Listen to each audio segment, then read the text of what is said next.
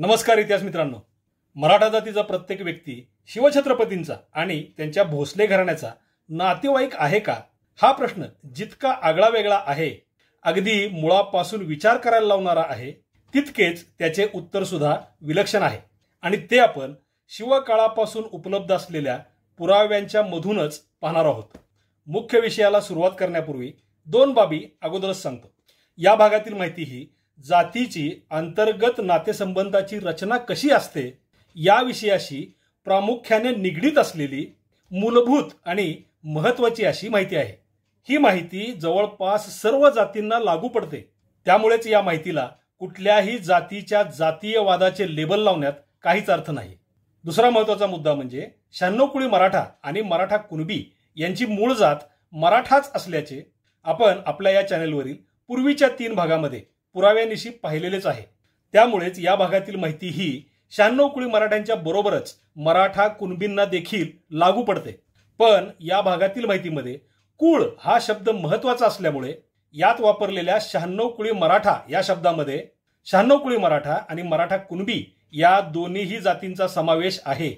कोणत्याही एखाद्या व्यक्तीचे रक्ताचे नातेवाईक असतात ते त्याचे वडील, आजोबा, पणजोबा आणि त्यापूर्वीचे पूर्वज, तसेच त्या व्यक्तीचे सख्खे भाऊ बहीण आणि त्या व्यक्तीची मुले, चुलत भाऊ, चुलत चुलत भाऊ, चुलत चुलत चुलत भाऊ, ही सर्व वाढत जाणारी साखळी म्हणजे त्या व्यक्तीची संपूर्ण भावकी असते.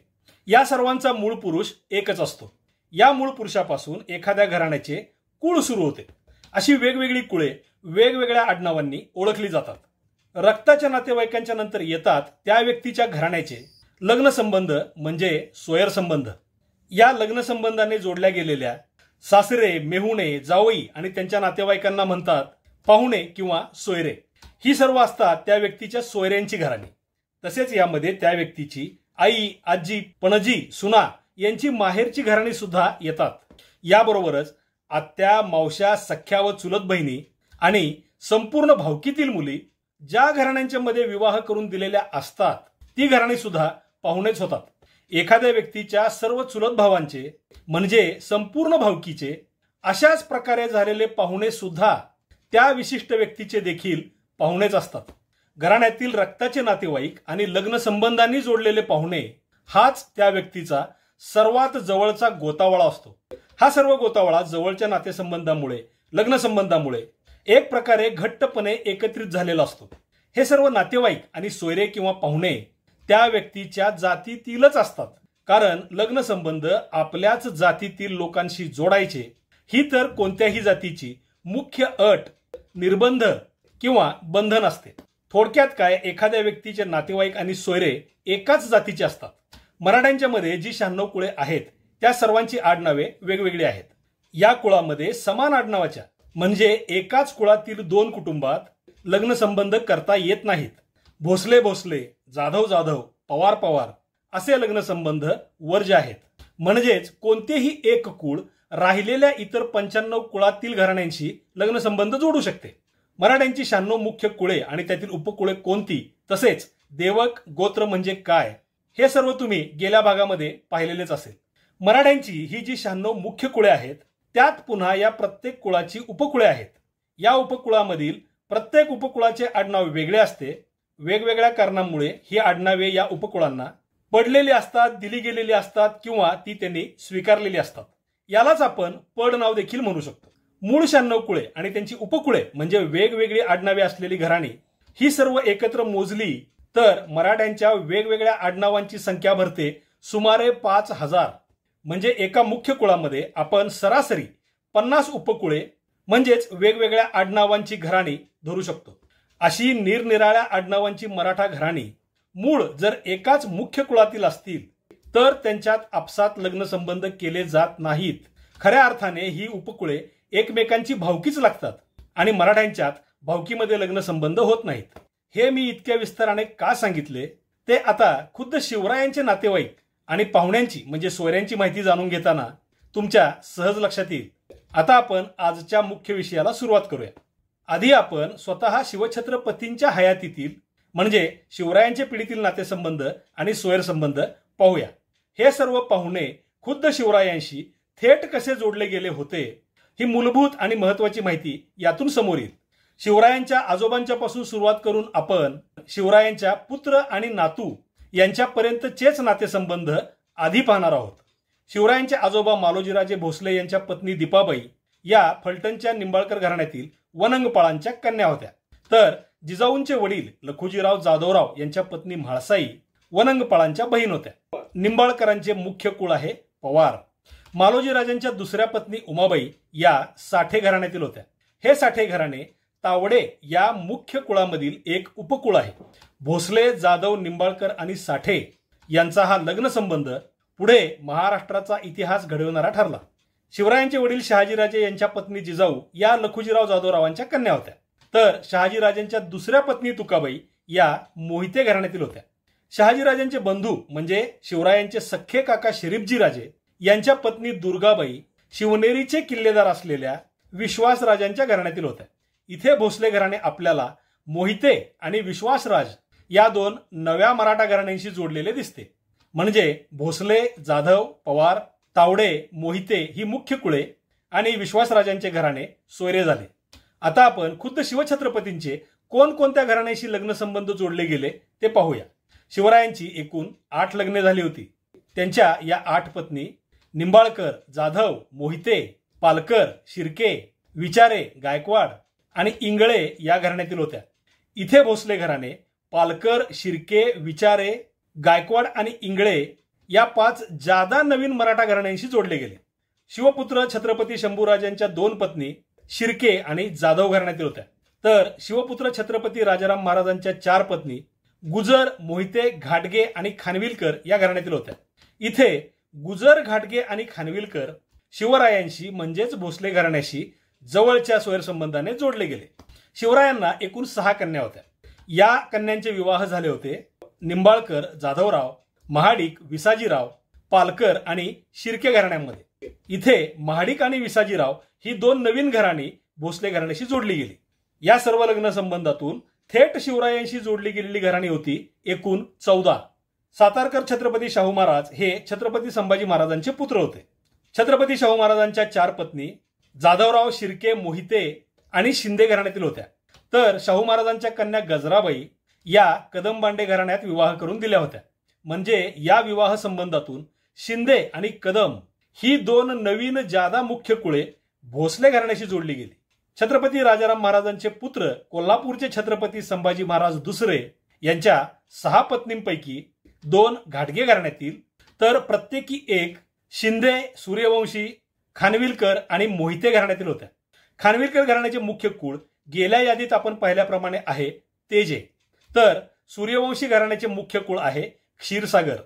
शिवराय, त्यांचे पुत्र आणि नातू या फक्त 3 पिढ्यांच्या स्वैरसंबंधाने भोसले या मुख्य कुळाशी जोडली गेलेली 96 कुळातील मुख्य कुळे म्हणजे पवार, जाधव, तावडे, मोहिते, शिर्के, विचारे, गायकवाड, इंगळे, गुजर, घाटगे, महाडिक, शिंदे, कदम, तेजे आणि क्षीरसागर ही 15 मुख्य कुळे तसेच विश्वासराज, विसाजीराव आणि पालकर ही मराठा घराणी देखील यामध्ये आहेतच. आपण फक्त 15 मुख्य कुळेच धरूयात.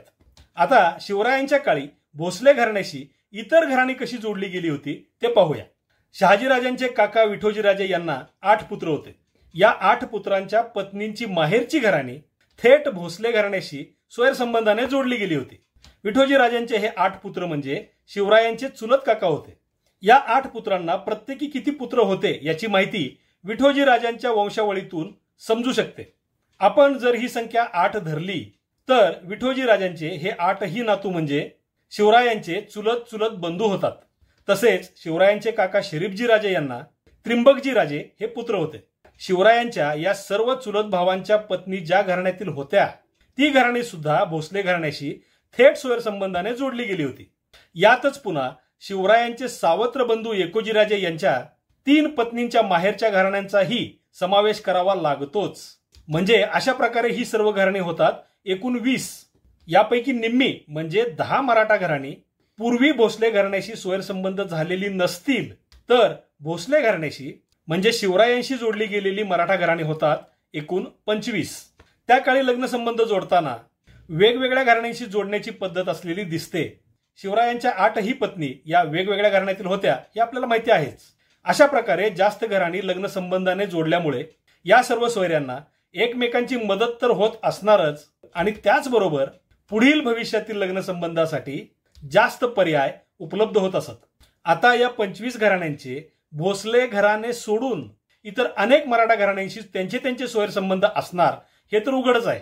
फक्त शिवछत्रपतींची सोयरे असणारी घराणी 25, तर या 25 घराण्यांची सोयरे असलेली एकूण सर्व घराणी किती याचा अंदाज आपण सहज करू शकतो। याचे एक उदाहरण सांगतो। शिवरायांच्या पहिल्या पत्नी सईबाई यांना 3 बंधू होते।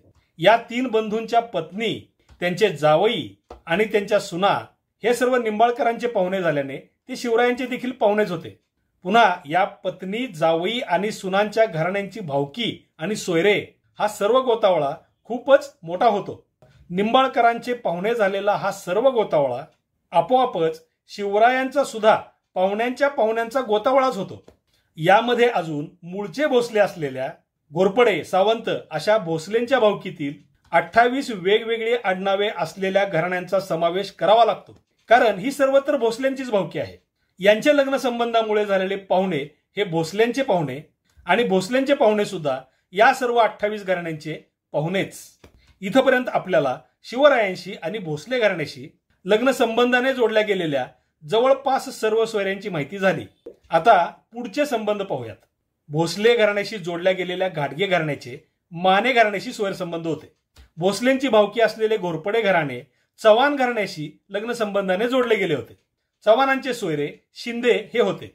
असेच प्रत्येक घराण्याचे सोयर संबंध पाहत गेले तर ही साखळी खूप दूरपर्यंत जाते आणि अनेक मराठा घराणी तसेच 96 कुळांमधील प्रमुख कुळे यामध्ये समाविष्ट होतात।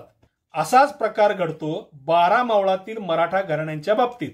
या प्रांतातील जेधे देशमुखांच्या सूनबाई घोरपडे घराण्यातील होत्या, तर कृष्णाजी बांदलांच्या पत्नी दीपाऊ बांदल या फलटणच्या निंबाळकर घराण्यातील होत्या। मावळातील जवळपास सर्व मराठा घराणी शिवकाळात एकमेकांशी लग्न संबंधाने जोडली गेलेली होती, तर काही घराणी एकमेकांच्या भावकीमधील होती। जगताप पासलकरांचे सोयरे होते, तर शिळीमकर जावळीच्या मोरेंचे सोयरे होते। घोरपडेंचे शितोळेंशी लग्न संबंध आहेत, तर धुमाळांचे निगडेंशी सोयर संबंध आहेत। अशी शिवकाळातील अनेक मराठा घराण्यांच्या एकमेकातील लग्न संबंधाची उदाहरणे आपल्या इतिहासात आहेतच। जगताप, ढमाले, धुमाळ, पिसाळ, मालुसरे ही तर मूळच्या 96 कुळांमधील मुख्य कुळे आहेत। तसेच इतर राहिलेले देशमुख हे शिंदे, चव्हाण, गायकवाड, साळुंखे, हांडे इत्यादी मुख्य कुळांचीच उपकुळे आहेत। शिवकाळातील जेधे घोरपडे आणि बांदल निंबाळकर लग्न संबंध मावळातील सर्व मराठा घराण्यांना भोसले घराण्याशी कसे जोडतात हे यातून स्पष्ट होते। आतापर्यंत आपण पाहिले ते होते फक्त शिवरायांच्या काळातील मराठा घराण्यांचे सोयर संबंध। हे जे सोयर संबंध मी आता सांगितले त्या प्रत्येक सोयर संबंधाचा ऐतिहासिक पुरावा उपलब्ध आहे। हे झाले फक्त शिवरायांच्या काळातील 3 पिढ्यांचे मराठ्यांचे नातेसंबंध। इथून पुढच्या काळातील 100 वर्षातील म्हणजे साधारण इसवी सन 1800 सालापर्यंतच्या काळातील नागपूरकर भोसले, तंजावरकर भोसले, सातारकर आणि कोल्हापूरकर छत्रपती भोसले तसेच या भोसलेंच्या भावकीची इतर भोसले घराणी यांचे नातेसंबंध उपलब्ध आहेत। याचबरोबर मराठेशाहीमधील शिंदे, पवार, गायकवाड, दाभाडे, कदमबांडे, डुबल, धुळप, घोरपडे, सावंत, पाटणकर अशा अनेक प्रसिद्ध घराण्यांचे सर्व सोयर संबंध पुराव्यानिशी उपलब्ध आहेत। शिवरायांच्या पिढीपासून आजतागायत सर्व 96 कुळी मराठ्यांच्या घराण्यांच्या सरासरी 15 पिढ्या तरी झालेल्या आहेत। या सर्व 15 पिढ्यातील मराठा घराण्यांच्या एकमेकांशी झालेल्या सर्व सोयर संबंधातून एक बाब निश्चितच समोर येते, ती म्हणजे मराठ्यांची सर्व घराणी एकमेकांशी भावकीच्या नात्याने किंवा लग्न संबंधाने जोडली गेलेली आहेत।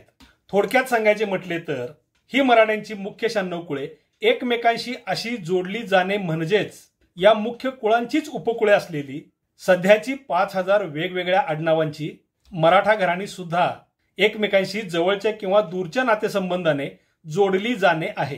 हेच आणखी एका प्रकारे आपण तपासू शकतो आणि पाहू शकतो।